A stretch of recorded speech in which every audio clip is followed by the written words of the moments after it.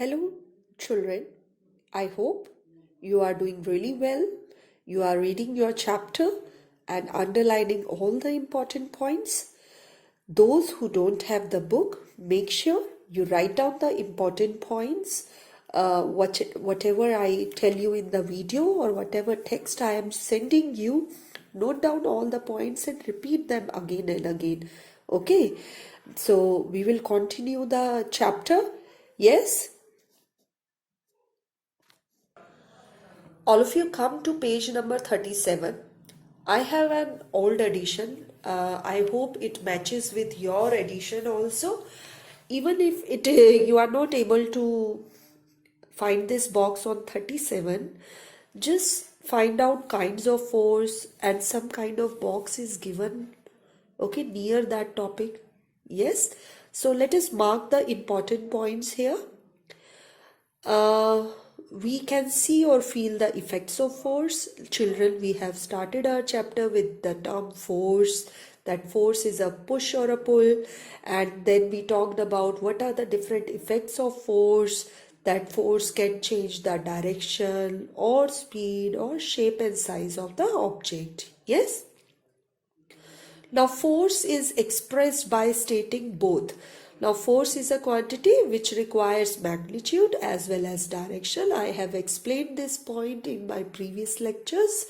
Yes, you can go through those lectures again and try to relate when I said magnitude means amount and direction, in which direction the force has to be exerted. Yes, after that we talked about the resultant force. The two forces, when they are acting in the same direction, what happened to those forces? When they are acting in the same direction, they get added. Yes, and when the forces acts in the opposite direction to each other, like if one force is on from this direction, another is from this direction, they cancel each other. We take the difference, and the direction of the resultant force is the direction of the bigger force. If the bigger force is in this direction, the object will move in this direction only. Yes. Then we talked about the difference in the balanced force and unbalanced forces. Yes. In the balanced forces, the net force was 0. Whereas in the unbalanced force, the net force was non-zero. Yes. Now remember this point also. It is very important. You might ask in the exam, what is the SI unit of force? What will be our answer? Newton. And what is the symbol of Newton? Capital N. Yes, here there is a small relation between 1 kg force. 1 kg force is equal to 1000 gram force, or 1 kg force is also equal to 10 Newton. Now these terms will become more clear as we move ahead, or we will learn new chapters. It will become clear to you. Now we will come to the next important topic, that is contact and non-contact forces. Now the forces are of two types, contact and non-contact. Now here the contact means the physical touch, like the pen is there on the table. Yes, and if I have to move this pen, I actually have to bring a physical contact with the pen. Yes, I have to physically touch the pen. Okay, without touching the pen, I can't move this. Yes, so contact forces are the forces which can act on a body when you touch them. Yes, you have to move a table. So what do you have to do? You have to touch the table. Yes, so when in that case, when you are pushing or pulling the object, we say the contact force is exerted on it. There are other examples of contact force like muscular force. Like if I am lifting a water bucket, I am lifting this pen, I am using muscular force. Frictional force we will study in detail in this chapter. Force of tension and force of reaction. Now let us look at the pictures related to it. Now all of you come to the page where non-contact topic or contact forces is given to us. On that page, First is the force of friction is shown to us. In this figure you can clearly see that this object can experience force of friction only when it is in touch with the floor or any other surface. So frictional force is called contact force. Why? Or give reason. If such question come in the exam, how we answer the question? We will simply use the definition of contact force, that in case of frictional force it can be exerted only when it is in touch with the surface or with the object. Yes.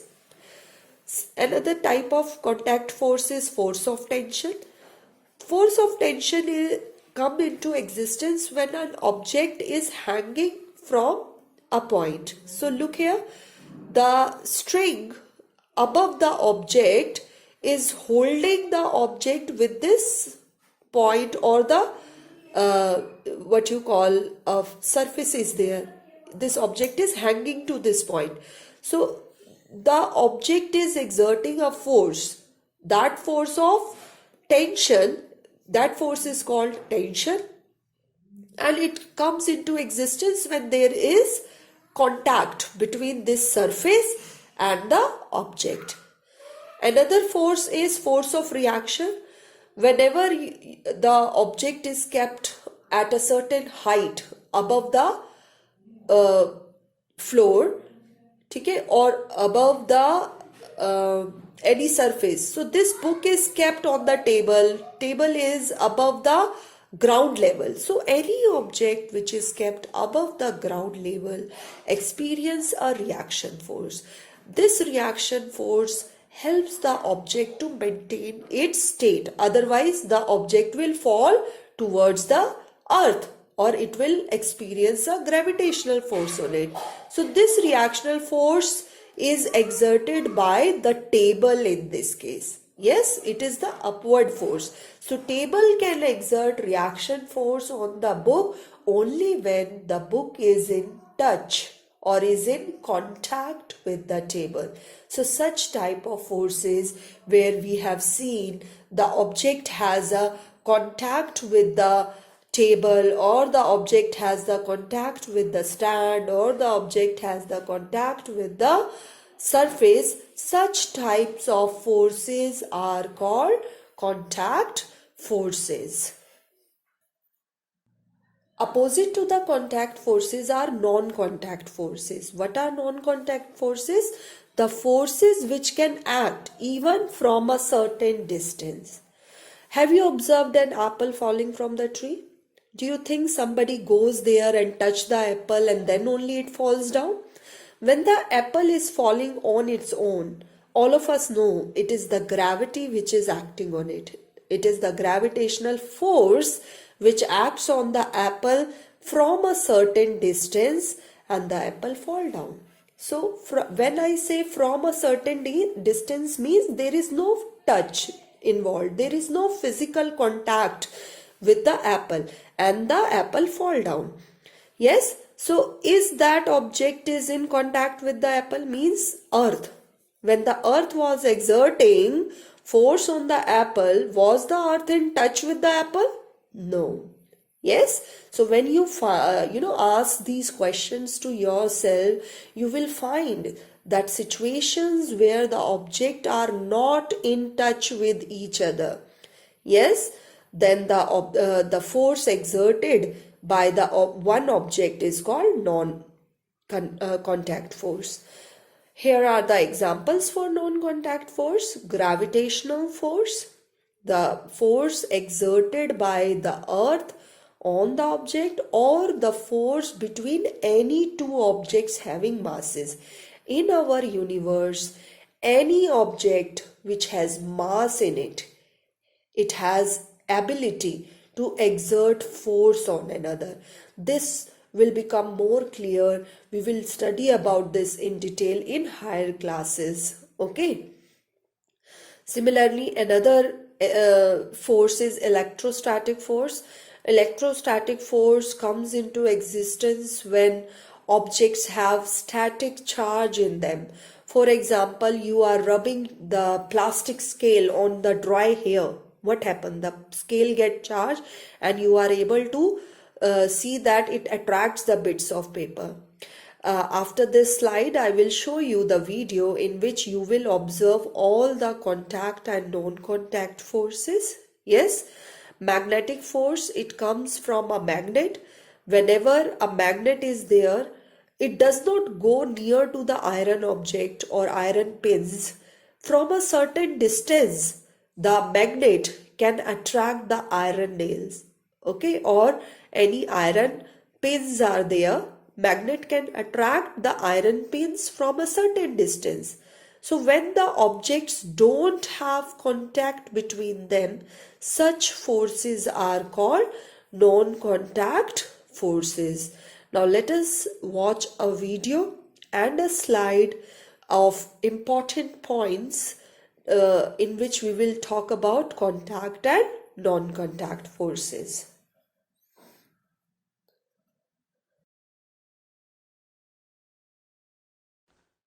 We use force to change the state of motion of different objects in order to perform our day-to-day activity. For example, we push or pull the door to open or close it. We exert force to move the book from the bookshelf. We exert force in order to cycle.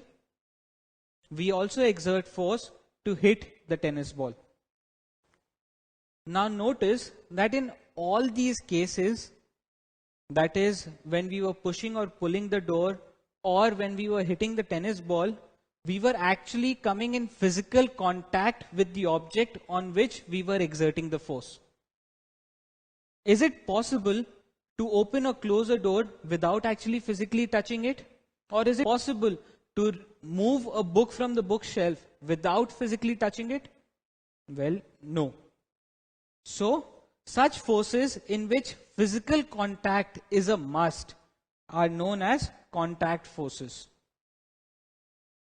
Can you give me another example of contact force? Well, we've studied that all surfaces exert a force on all objects placed on them. And this force is known as the frictional force. Now, frictional force is exerted only when an object is placed on a surface. And so, frictional force is a contact force. Now, you would be surprised to know that not all forces are contact forces. That is, there are forces in which physical contact is not a must. Let me show you a few examples. Now, observe this video. We notice that when we bring the magnet near metallic objects like the battery, nails, and the safety pins, the magnet attracts the objects towards itself.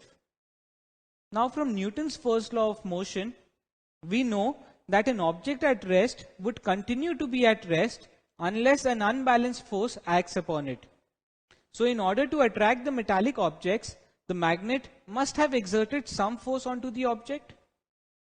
This force exerted by the magnet is known as magnetic force.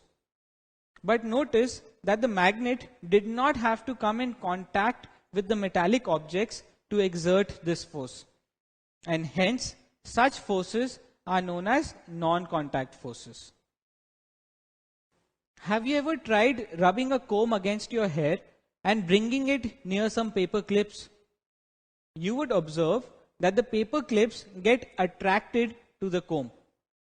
This is because of a force known as electrostatic force. Since the comb was not in contact with the paper clips, electrostatic force applied by the comb is a non-contact force. If we throw an object upwards, it eventually comes down. What pulls it down? The earth pulls it down. The earth exerts a force in the downward direction on all objects, and this force is known as the gravitational force. So gravitational force is also a non-contact force. So contact forces are those forces in which the object exerting the force needs to be in physical contact of the object on which the force is being exerted. And non-contact forces are those forces in which physical contact is not required. Let us first talk about frictional force. It is given on page number 39 in my book. Yes. Now, frictional force, as you might have concluded from the videos and the way I have explained earlier, that this force is exerted on the object when it is in touch with the surface. Yes. Why in touch in the surface? Because it is a contact force. Frictional force can act on any surface or any object when the object is in touch with the surface. Yes. Now this force, it slows down the motion of the object. Why it is slowing down the motion of the object? Because it always acts in the opposite direction. Now look here, if the object, the boy is pushing the box in this direction, yes, that is towards the west, in which direction the friction will act? Friction will act in the east direction. Yes. Or if I ask you that the direction of motion is towards north, then what will be the direction of frictional force? That will be the opposite to the north. And opposite to the north is which direction? That is the south direction. Yes. So whatever is the direction of motion, friction is a force. It always acts in the opposite direction. Therefore, it is called opposing force, and therefore it slows down the motion of the object. Yes, it slows down the speed. Where do we observe frictional force in our real life? Think about certain situation. Let me give you one example. You have kicked the ball. The ball is rolling on the floor. After some times, what do we observe? The ball comes to rest? Yes. Why it comes to rest? Yes, the ground, the grass, it exerts frictional force on it. So anything which is moving, when it comes to rest on its own, you will say it is experiencing frictional force. Yes, but we want to know from where this frictional force arises. What is the reason? What is the cause behind the frictional force? Let us observe the picture here. Every object or the surfaces, they are going to have some roughness in them. Some small irregularities are there. You might wonder that we are not able to see, but at a microscopic level, if we watch closely the surfaces, we will find irregularities are there. These irregularities of the two surfaces, they interlocked each other. Yes, like if I have one finger in this direction, another above it, and it get interlocked. Or you can say this is one rough surface, this is another rough surface, they both interlocked. So when they interlock, they obstruct each other motion. Yes, so what is the cause of friction? Cause of friction is interlocking of two surfaces, interlocking of irregularities on the surfaces. Yes, so children, now you will observe few slides, and from the slides try to go through the important points of this topic. And if there is any doubt related to frictional force, do ask me. Are you able to conclude the answer to the questions I have asked at the end of this lecture? Try to find the answer yourself, and the topic will become more easy, and you will understand all the concepts related to it. Okay, children? So watch the slides carefully, read the points again and again, and answer to those questions which I have given at the end of the lecture. Thank you for today.